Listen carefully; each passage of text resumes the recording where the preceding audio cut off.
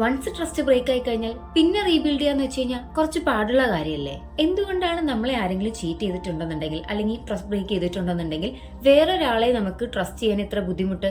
ഇതിന്റെ സൈക്കോളജി എന്താണെന്ന് നിങ്ങൾക്ക് അറിയോ? വൺസ് നമ്മൾ ചീറ്റിംഗ് എക്സ്പീരിയൻസ് ചെയ്ത് കഴിഞ്ഞാൽ ഓട്ടോമാറ്റിക്കലി നമ്മുടെ ബ്രെയിൻ പ്രൊട്ടക്ഷൻ മൂഡിലേക്ക് പോകും. അത് നമ്മളെ പ്രൊട്ടക്ട് ചെയ്യാൻ വേണ്ടിയിട്ടാണ്. അതായത് വീണ്ടും നമ്മൾ ആരെയും വിശ്വസിക്കാതിരിക്കാനും അല്ലെങ്കിൽ വീണ്ടും ഇതുപോലുള്ളൊരു ചീറ്റിംഗ് എക്സ്പീരിയൻസ് ചെയ്യാതിരിക്കാനും വേണ്ടി ആരെന്ത് പറഞ്ഞു കഴിഞ്ഞാലും നമ്മുടെ ബ്രെയിന് അത് വിശ്വാസമാവില്ല.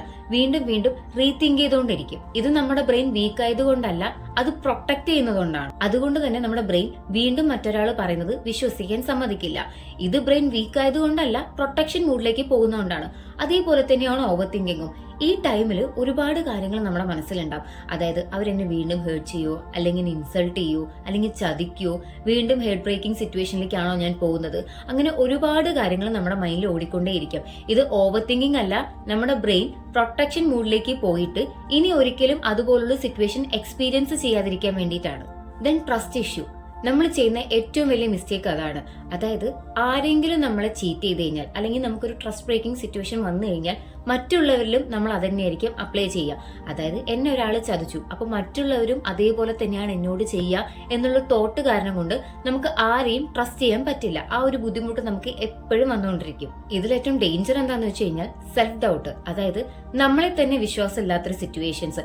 നമ്മൾ ഇനഫ് ആണോ, അല്ലെങ്കിൽ എനിക്ക് ഇത്ര വാല്യൂ ഉള്ളോ എന്നുള്ളൊരു സെൽഫ് ഡൗട്ട് കാരണം കൊണ്ട് നമുക്ക് ആരെയും വിശ്വസിക്കാനും പറ്റത്തില്ല.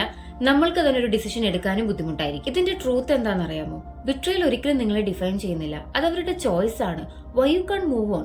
നിങ്ങൾക്ക് മൂവ് ഓൺ ചെയ്യാൻ പറ്റാത്തത് നിങ്ങളുടെ വീക്ക് മൈൻഡ് ആയതുകൊണ്ടല്ല, നിങ്ങൾ എല്ലാവരും ജെന്യൂനായി ട്രസ്റ്റും ലവും ചെയ്യുന്നത് കൊണ്ടാണ്. Real people take time to heal. ഒരിക്കൽ ബ്രേക്ക് ആയ ട്രസ്റ്റ് റീബിൽഡ് ചെയ്യാൻ നിങ്ങൾ നിങ്ങളെ തന്നെ ഫോഴ്സ് ചെയ്യേണ്ട ഒരു ആവശ്യമില്ല. ജസ്റ്റ് 3 തിങ്സ് ഓർത്ത് വെച്ചാൽ മാത്രം മതി. First of all, feel your pain. നിങ്ങളുടെ പെയിനെ ഫീൽ ചെയ്താൽ മതി, ഒരിക്കലും ഇഗ്നോർ ചെയ്യരുത്. അതേപോലെ തന്നെ ടൈം എടുത്ത് ഒരാളെ ട്രസ്റ്റ് ചെയ്യുക. പെട്ടെന്ന് റഷ് ചെയ്ത് ഒരാളെയും ട്രസ്റ്റ് ചെയ്യാൻ നിൽക്കരുത്. അതേപോലെ തന്നെ ആക്ഷൻ ഫോക്കസ് ചെയ്യുക, അവരുടെ വേർഡ്സിനെ അല്ല. നിങ്ങൾ വീണ്ടും ട്രസ്റ്റ് ചെയ്യാൻ പഠിക്കേണ്ടത് മറ്റുള്ളവരെ അല്ല, നിങ്ങളെ തന്നെയാണ്.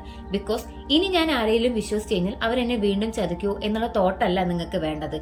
ആ സിറ്റുവേഷൻ ഞാൻ കറക്റ്റ് ആയിട്ട് മാനേജ് ചെയ്യും, അല്ലെങ്കിൽ ആരെങ്കിലും എന്നെ ട്രസ്റ്റ് ബ്രേക്ക് ചെയ്താൽ പോലും എനിക്ക് ആ സിറ്റുവേഷൻസ് ഡീൽ ചെയ്യാൻ പറ്റുന്നുള്ള കോൺഫിഡൻസ് ആണ് നിങ്ങൾക്ക് വേണ്ടത്. വൺസ് നമ്മൾ ആരെങ്കിലും ഒന്ന് ചീറ്റ് ചെയ്തു എന്ന് പറഞ്ഞു കഴിഞ്ഞാൽ അതൊരിക്കലും നമ്മുടെ ലൈഫിന്റെ എൻഡിങ് പാർട്ടല്ല. ആ സിറ്റുവേഷൻ നമ്മളെ കുറച്ചുകൂടെ ബോൾഡ് ആക്കുകയും സ്ട്രോങ് ആക്കുകയാണ് ചെയ്യുന്നത്. നിങ്ങൾക്ക് ഇനിയും മറ്റുള്ളവരെ ട്രസ്റ്റ് ചെയ്യാൻ കഴിയും.